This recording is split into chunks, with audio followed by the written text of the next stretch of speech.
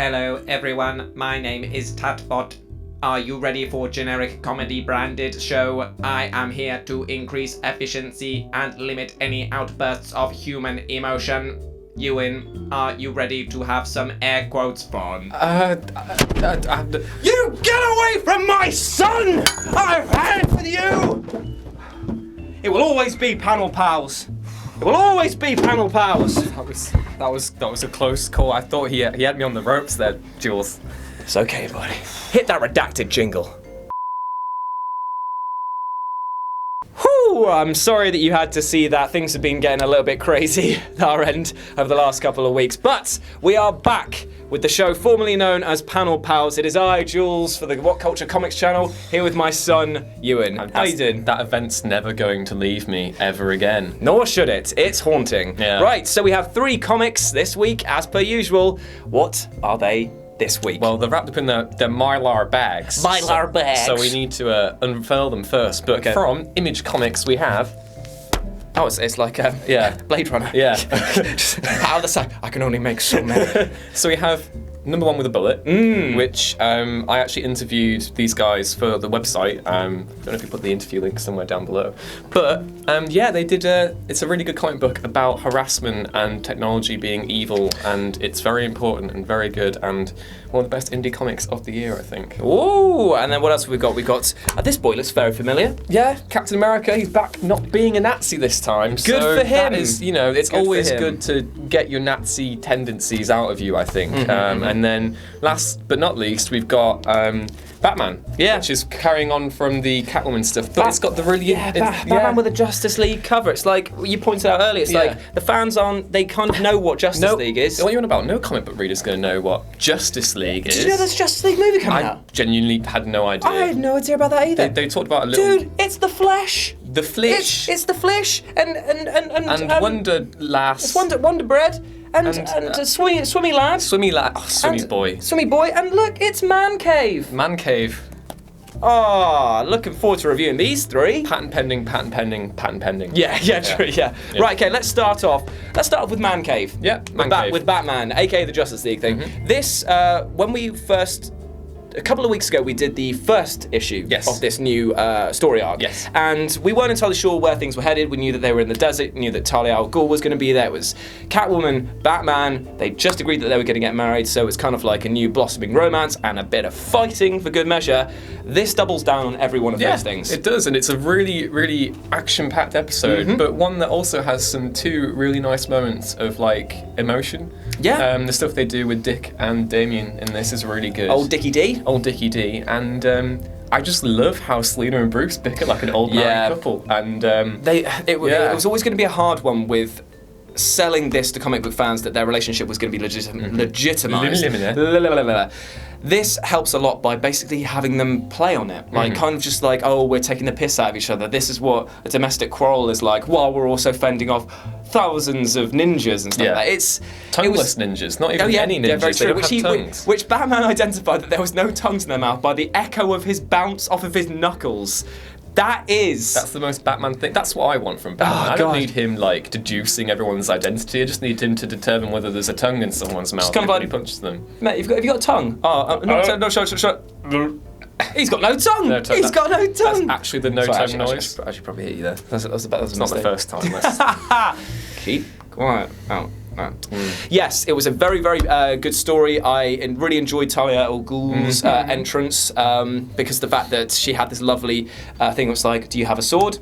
No, just get one. Yeah. And it's kind of like, we're going to fight. It's also the bit where Catwoman just pulls the sword out of Batman's and he's back. like, oh, God. Yeah, that's perfect for me. And the one thing that I was really interested by is the fact that originally looking at this arc, I thought that the reason they were going to meet Talia was to justify their marriage, because obviously we know that Batman and Talia, they have a thing being the heir to the demon and stuff, but the fact that it's to do with Holly Robinson being I did not see that coming. So it's really interesting, and I'm really, again, I can't fault Tom King or Joelle Jones. Both of them are just fantastic on this book. Beautiful artwork as well. They get the action really, really nailed down in this. I absolutely love the actual outfits that they're wearing now. Like the post, like it's kind of like that one scene from Batman vs Superman where it's the flashback and Batman's in the desert. It's like that if it were good. Yeah.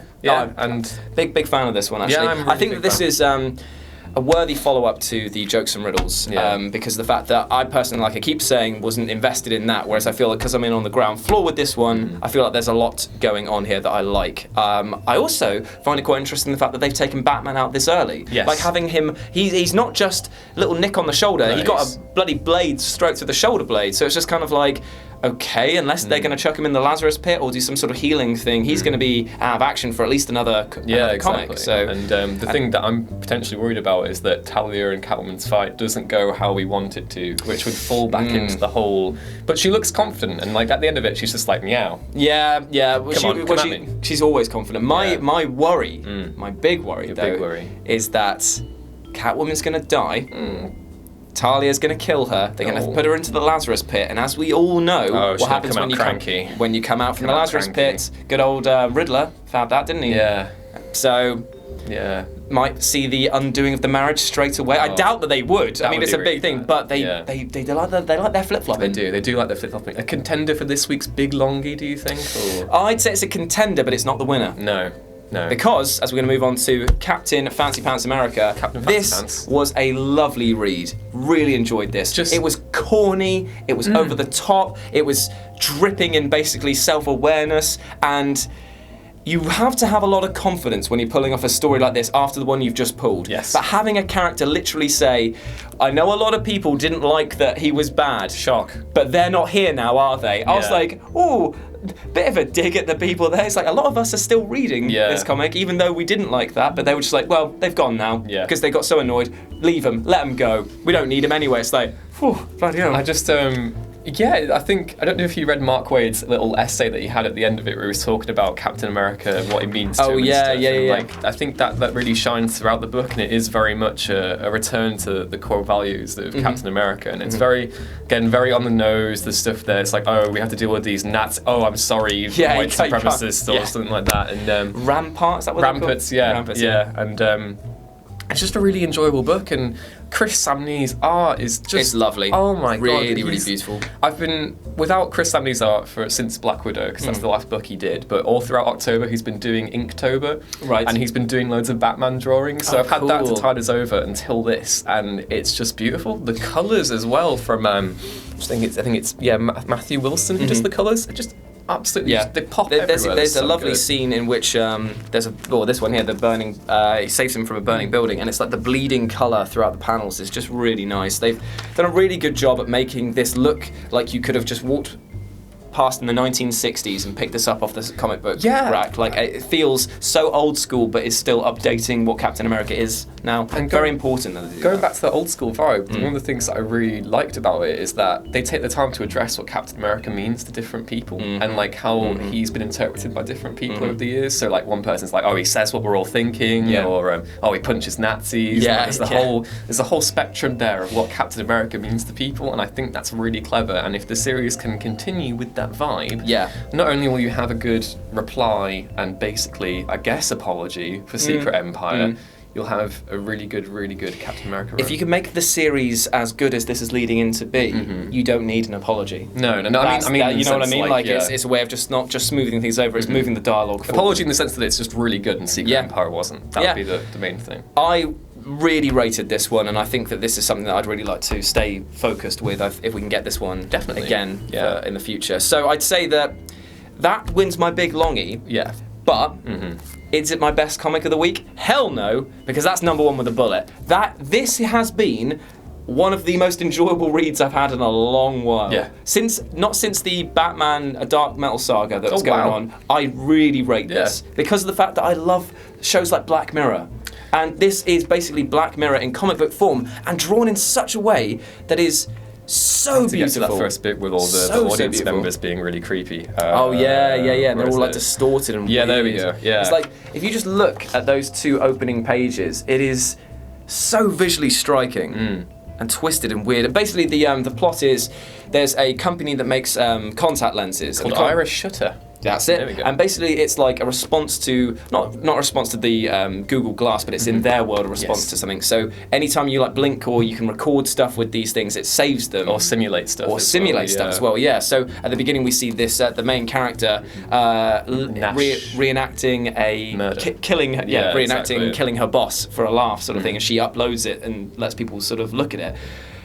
But at the end of this, she finds out that that's not always fun and games, and maybe if another person has a pair of these contact lenses who can also record and simulate anything, might be simulating a sex tape with her. Yeah, it's really, really creepy, and I think you were right to pick up on the Black Mirror reference, because it's very much of that vein. It is very much a horror comic, but one of the things that I like most about it is that it is so on the nose. It's, well, not on the nose in the sense that everything it has to say is really obvious, but in the sense that it's very important, and it's got an important thing to say, especially in the climate that we're in. When you think of geek culture and you think of harassment, you think of toxicity. This addresses that front and center, and I think it's again really important that the protagonist is a woman. And I think it's just a fantastic story and one that I can't wait to see carry forward. Yeah, I mean, it's just about like dealing with victim shaming, about personal stuff being leaked. It's about basically there's a lovely essay at the back explaining what the sort of themes of this is by the by Jacob. How do you pronounce his surname? Simon. And it's very heartfelt. You can tell that that's basically an issue that has obviously come up in his life at some point, and about sort of keeping your personal data safe. When is your data yours if it gets leaked? It's the internet's then. And the really scary what right thing, do you have to protect yourself? What rights are there to protect yourself against people hacking you? And the really scary thing is that those Irish shutter contacts that are discussed in here, they're only a few years away from, like, Sony have made patents for a very, very similar design. And it's not even just the technology stuff as well, it's the whole social media element as well. Like when we see Nash return from going to the studio, she goes to her girlfriend and just lies on the couch, opens up Twitter first thing, and it's all like negative, abuse. And, like, it's just dead clever. I'm really I got to read this like a month ago, but I'm totally enthused by this series. What I'm really interested in is the fact that in the opening section she shows off how the simulation can be used to kill somebody or basically reenact your fantasies. Now, the weird question that it leaves you with is the sex tape of her real? Or is it a simulation? work? Yeah. And if so, can you simulate other people if you've never met them before? Can you simulate things just that? Because if that was the case, you would have the internet would be flooded with videos propaganda of and weird stuff. Yeah, like you'd have people like imagining Donald Trump saying something and then so it basically just blurs the lines infinitely between what is reality, what can be accepted, what is news, what is fact, sort of thing. It's very hot topic discussion points at the moment, and it's all wrapped up in a beautiful package. It is. And one thing I really like about that transition, as you mentioned, between the virtual world and the real one, is that Jorge Corona, who does the art, he makes that transition noticeable. So again, that first sequence when you have all the audience members looking like these ghoulish Stranger Things looking monsters, and it goes back to the real world, and it's still quite cartoony, but there is a realistic edge to it. The colour as well is definitely. is natural as well. I just like the use of colour in this is beautiful. In fact, just looking through when you're skimming through, the majority of pages have a single primary colour that's usually interspaced with something else, which is just nice.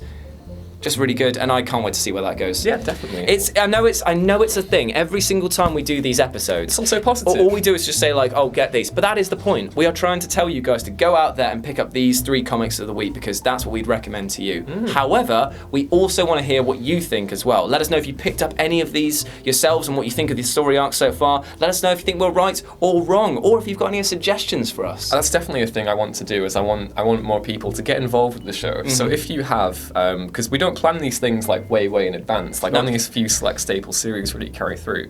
So if you have an indie title or a DC title or a Marvel title that you want to check out, please do, because we will read it. Because what we're thinking we might do is, because we're now using quite a lot of the polls on YouTube at the moment, what we might do is just stick a poll at the end of this. Maybe just say do you want us to see more Marvel or DC, or if there's a specific indie focused one or a mainstay one, let us know. We'll let you decide the direction of this, because that's how we have fun.